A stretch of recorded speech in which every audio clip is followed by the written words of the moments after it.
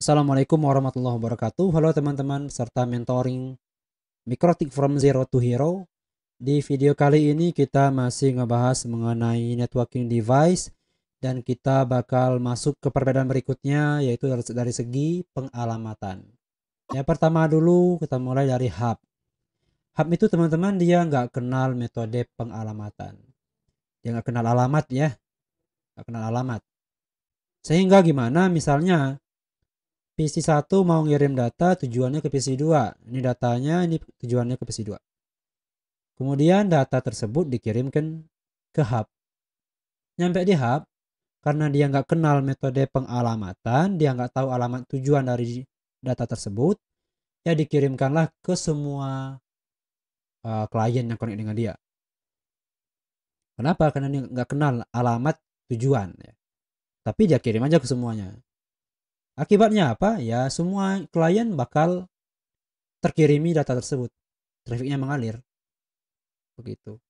Padahal seharusnya cuma ke PC2 doang ya. Kemudian switch teman-teman. Switch ini udah lebih pintar daripada hub.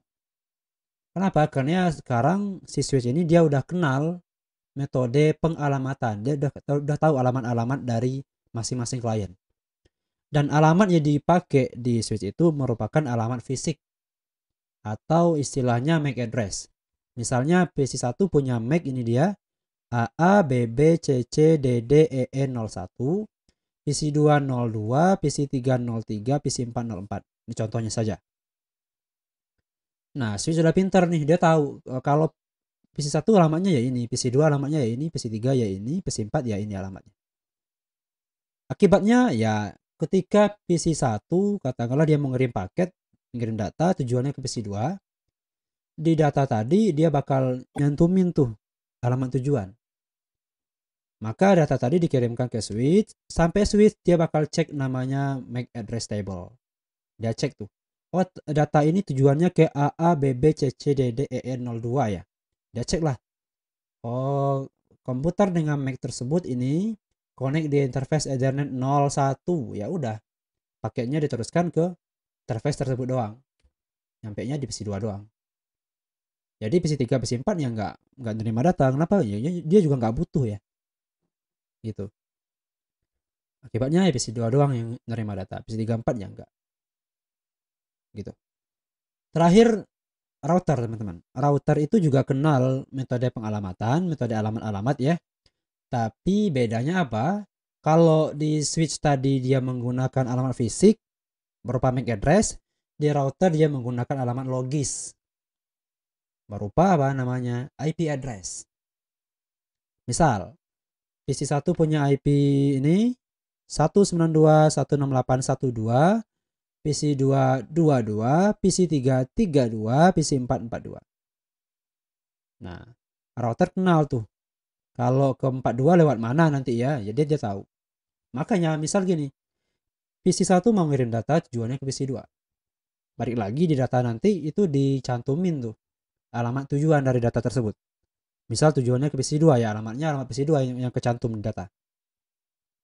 Maka data tadi diteruskan ke router. Nyampe router nanti dia bakal cek namanya routing table. Ya cek tuh. Oh, paket data ini ya, data ini tujuannya ke 192.168.2.2 ya. Ya sini tujuannya. Oke.